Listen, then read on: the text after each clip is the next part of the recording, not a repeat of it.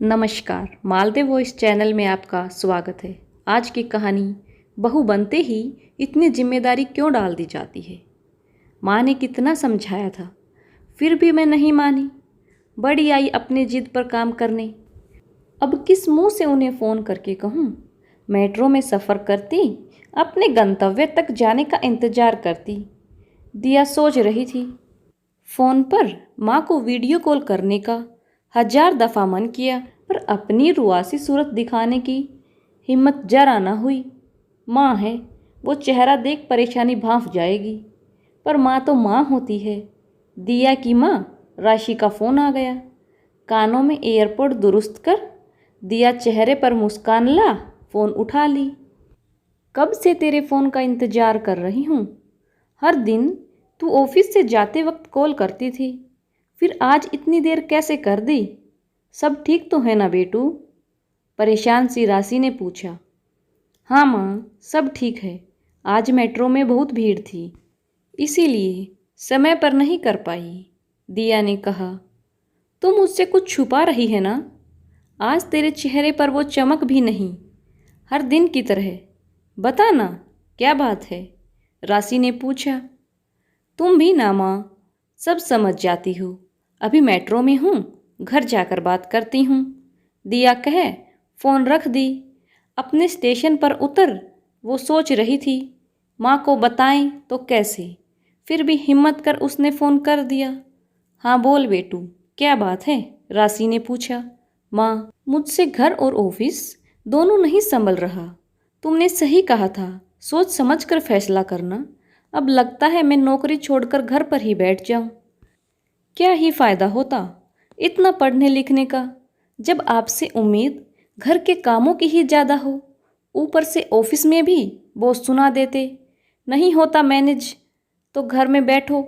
Office का काम वक्त पर ख़त्म कर सकती हो तो ही नौकरी करो। घर देर से पहुँचो तो सासू माँ सवालों की छड़ी लगा देती। मुझे लग रहा है मैं पागल हो जाऊंगी, दिया ने लगभग रो देने की स्थिति में कहा। बेटा, मुझे पता था तुम परेशान हो जाओगी। इसमें शायद गलती मेरी ही है। जब पास रही सब कुछ हाथ में पकड़ाया करती थी। शादी से कुछ महीनों पहले ही तो घर गृहस्थी का पाठ पढ़ाया।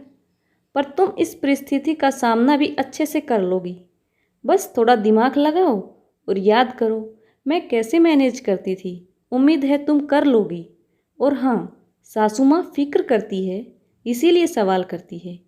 इससे बेहतर है तुम खुद देर होने पर फ़ोन कर दिया करो, इससे उनकी चिंता थोड़ी कम हो जाएगी। और जो गुस्सा आ रहा होगा देरी की वजह से, तो तुम कह सकती हो मैंने बताया तो था। बेटू, रसोई की जिम्मेदारी चाहते ना चाहते हुए भी औरत के हिस्से ही आती है। उससे तुम चाह कर भी भाग नहीं सकती।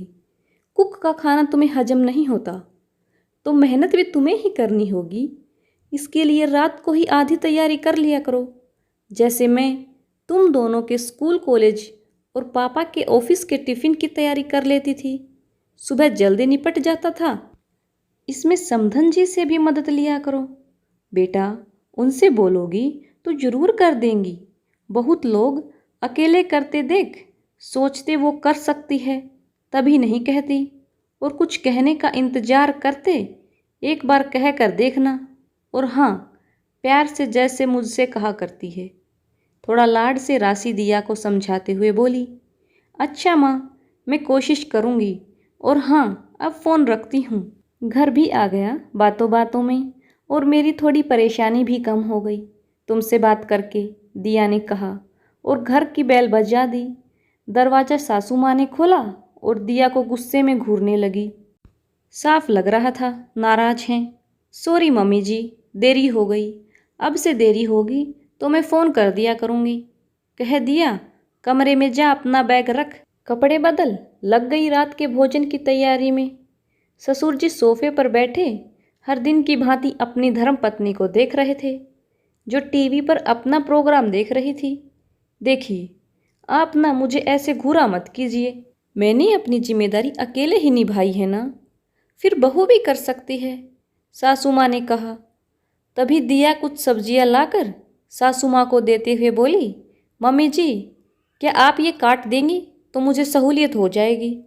सुभद्रा जी दिया को घूरने लगी तो वो चुपचाप सब्जियां उठाकर वापस रसोई में चली गई। देखो सुभद्रा, तुम्हारे और आज के समय में बहुत फर्क आ गया है। पहले तुम घर की चार दीवारी में रहती थी, बस घर के काम तक सीमित थी, पर बहू बाहर जाकर जॉब करती है, फिर घर आकर काम, उस पर दोहरी जिम्मेदारी है। वरुण बहू की मदद करना चाहे तो तुम बहाने से बुला लेती हो। अभी 4 महीने ही हुए हैं बहू को आए, अभी से तुम उसे परिपक्व बहू की उम्मीद करने लगी हो। समय रहते बहू को समझ जाओ तो हमारी ज़िंदगी आसान हो जाएगी, नहीं तो किशोर बाबू की तरह कहीं हम भी अपनी गलती की वजह से अकेले ना रह जाएं। महेश जी ने सुभद्रा जी को समझाते हुए कहा। सुभद्रा जी कुछ सोचकर रसोई में गई और दिया से बोली, ये इतनी सब्जियां बाहर क्यों निकाल कर रखी हो?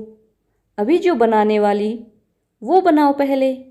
मम्मी जी, अभी के लिए तो काट लिया है, सोच रही हूँ कल के लिए भी अभी काट कर रख दूँ ताकि सुबह जल्दी काम हो जाए, ताकि वक्त पर ऑफिस पहुँचकर वहाँ के काम भी कर सकूँ। आज बॉस ने बहुत डांट लगाई है। दिया उदास हो बोली, अच्छा चलो तुम अभी का बना लो, सब्जियां मुझे दो, मैं काट छाँट कर रख देती हूँ, थोड़ा तुम्हारा काम भी हल्का हो जाएगा। सुभद्रा जी कहकर सब्जियां उठाकर बाहर आ गई। वरुण जब ऑफिस से घर आया, माँ को काम करते देख पहले तो घबरा गया, फिर अपना सामान रख रसोई में गया तो देखा सब सामान्य है। वो आश्चर्य से दिया को देख आंखों आंखों में सवाल कर बैठा। दिया ने कंधे उचका बता दिया, मुझे नहीं पता क्या हुआ। वरुण बाहर आ माँ से बोला, माँ तुम ये सब क्यों कर रही हो? दो मैं कर देता हूँ। अरे करने दे बेटा, नहीं तो बैठे बैठे शरीर में जंग लग जाएगा। बहुत दिनों बाद तो मैं अपनी पत्नी को काम करते देख रहा हूँ, नहीं तो बहू के आते इसने हर काम से हाथ ही खींच लिए थे। अब थोड़ा बहू को भी आराम मिल जाया करेगा। महेश जी मुस्कुराते हुए बोले। वरुण समझ गया, पापा ने ही माँ से कुछ कहा होगा। उसे अच्छा भी लगा कि अब दिया को भी थोड़ा आराम मिल पाएगा। दूसरे दिन दिया घर आते वक्त हर दिन की तरह राशि से बात करते करते कल की बातें बता रही थी और बोली, माँ शायद मैं अब सब मैनेज कर लूँगी, अब मम्मी जी का सहयोग शायद मुझे मिलने लगे। राशि बेटी की चहकती आवाज़ सुन खुश हो गई। हर माँ की तरह उसके भी यही अरमान थे, बेटी ससुराल में खुश रहे। दोस्तों, अक्सर शादी के बाद एक लड़की पर इतनी जिम्मेदारी आ जाती है कि वो समझ नहीं पाती सब कुछ कैसे मैनेज करे। अगर कोई आपकी थोड़ी सी भी मदद कर देता है तो काम आसान हो जाता है। अक्सर सास बनने के बाद औरत घर की जिम्मेदारी की भागदौड़ बहू को सौंप अपनी ज़िंदगी के मज़े लेने लगती हैं, पर वो भूल जाती हैं अपना वक्त कोई भी परफेक्ट नहीं होता, धीरे धीरे ही उसमें प्रवीणता आती है। उसे उतना समय अवश्य दें और थोड़ा सहयोग भी दें।